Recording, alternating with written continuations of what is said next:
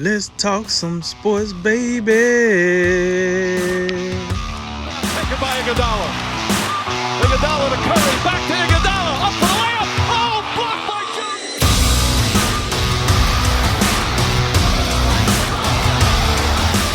And remember, make tomorrow better than today, and make today better than yesterday. And you know what we gonna do. We gonna holler at you until next time, baby. All right, guys, now that we know who is out, let's take a look at who might be replacing them. Besides the teams that have the transaction window until June 30th, they'll also have until the start of the playoffs to sign substitute players for high-risk individuals who don't travel or test positive for the coronavirus. So far, a few players have been picked up. Trey Burke and Corey Brewer signed with the Mavericks. Tyler Zeller inked a deal with the Spurs, and D-League standout PJ Dozier got picked up by the Denver Nuggets. There was more expectations, such as J.R. Smith possibly to the Lakers and Joakim Noah to the Clippers. So currently 16 NBA players have tested positive for the coronavirus, including Alex Len, Buddy Hield, and Jabari Parker from Sacramento, as well as Malcolm Brogdon from Indiana. So, Jay, what do you think of the signings so far, and who are some of the best players left to be signed?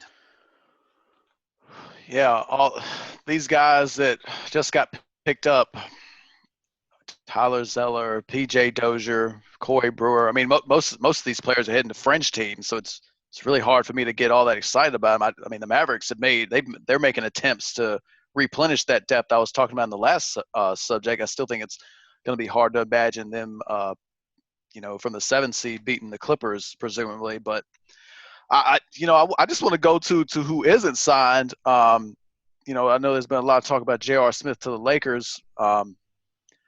J.R. Smith and Dion Waiters on the same team. That has some fascinating element to it. I'll leave that at that. Yeah, but I mean, I'm looking at Jamal Crawford. I think it's absolutely criminal this man isn't on a roster. Last time we saw him, season finale of last season, I believe, the man dropped 51 points. I'm going to tell you, there's one team that I've got in mind right now that could use some scoring for a variety of reasons. Could the Utah Jazz be invested in maybe picking up a guy that can score? You got to remember the coronavirus that shut down the whole country. Rudy Gobert, this is where it all started. We got to remember the Jazz are going to be interesting to watch because there were reports about Donovan Mitchell and Rudy Gobert not seeing eye to eye. You got Bojan Bogdanovic, who just shut it down, had season-ending surgery. So you're going to miss his 20 points a night that you're getting. Utah's going to have trouble scoring the ball if they don't get some reinforcements. Crawford seems to me he would make a lot of sense. Instant office off the bench. He's a walking bucket, perennial 6th man of the year candidate. I don't see why you wouldn't do it at this point if you have any interest in competing seriously in the NBA playoffs. Go ahead. I do got a question. Do we know who brings the ball up for the second unit for Utah? I don't know off the top of my head. I can't imagine he's better than Jamal Crawford. Can the research department get on that real quick so we can at least Hey, Tom, we'll have a look real quick from the back of the booth question. here. Valid question. We know it's about Mike Conley starting it off. I'd be shocked if the research department gives us someone better than Jamal Crawford. Because it's not just about bringing the ball up the court. It's about, can you do something yourself with it? Because that's what Crawford's going to give you. I'm not talking about some point guard that's just going to – I mean, they don't need a Rondo.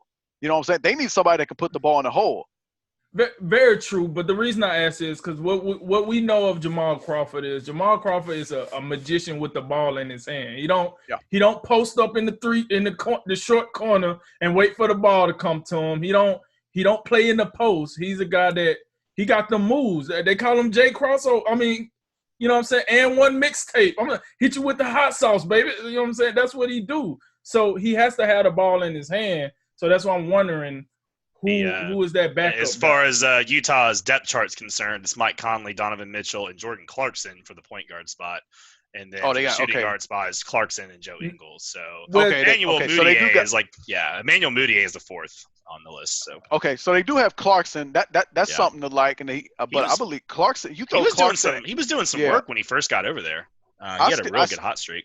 Yeah, I still think there's some value in adding Crawford because it's not just going to be about Clarkson. You got to remember somebody's got to step into Bogdanovic's starting role, and it might be Ingles. But the bench is looking a little weak to me. I think, and I brought this up to you, Drink, not too long ago. I think we're going to get another Rockets-Jazz first-round matchup. I think the Rockets run away with that. They got too much firepower for the Jazz to deal with them. As formidable as Utah is on the defensive end, it's not going to be enough. Yeah. No, I agree with that latest info, the intel, right? I agree with you even more now because you can. What I've learned from Jordan Clarkson is, yes, you want him on the court, but he plays better off the ball. You can put him off the ball, let Jamal Crawford bring it up, and then you'll get more buckets than – listen, because Clarkson, when it comes to ball handling, man, please, it ain't there. But, like, he can fill the bucket up, no doubt about it, but he's not a ball handler. So I do agree with you. They could use him. The depth is striking after Mitchell and Clarkson. I mean, there just really isn't. I mean, Rajon Tucker is the only other guard they have listed that's not hurt right now. So, yeah, they're going to need somebody. Yeah, in regards to some of these other dudes out here, I would say I think Gerald Green's an interesting guy. 3-and-D. We've seen him flop around in Houston for years, coming off the bench. He's capable of getting hot for you. I don't know if Houston would be interested in bringing him back. But I think he's got some value. C.J. Miles is another guy who can knock down a bunch of threes for you. Those are a couple guys I'm looking at. Iman Shumpert, I'm just not interested. I'm not interested in seeing his hair out there or his non-offensive self. That if he's not 3-and-D, he's just sprinkling some defense. You may as well bring Andre Roberson to the party. I would say this, man. I look at this list though. I'm gonna tell you right now. I watched the video the other day of this guy jumping in the water. He captured a shark with his bare hands. That was more interesting than these players on this list. I'm just going to be real with you. I'm looking at these guys. J.R. Smith, boom, I got it. Maybe Trey Burke. I seen him cooking with the Wizards. But the rest of these guys, I'm just like, I don't know, man. Somebody cancel my cable. So, with that said, these replacements, it's going to get ugly. Like, you got to just think about this. Avery Bradley leaves, you replace him with J.R. Smith. What a drop-off. Like, this guy leave, you replace him with X. It's not going to be a fair transition no matter how you look at it. So this will make the postseason somewhat more interesting just to see how you try to come with these old expired Band-Aids to fix a problem. And it's just not going to work. It's just like, hey, stop the bleeding. I'm trying to over here, boss. Like, it's going to be downhill. So I'm very interested to see how this goes on. But one name I do like Isaiah Thomas. He's floating around. He hasn't played for a while. That is a guy that was an all-star. A guy that was supposed to, hey, next season they're going to bag up the Brinks truck, and ain't nothing went right since then. But he's a guy that's very interesting. I put him in that category with J.R. Smith. Like, he's done some things. He got a name for himself. He's not one of these dudes that I got to use Wikipedia to tell you about him. I know who he is. So it will be interesting to see if he comes back and give a team some firepower. But I'm with Jay on this. There's a bunch of question marks for me.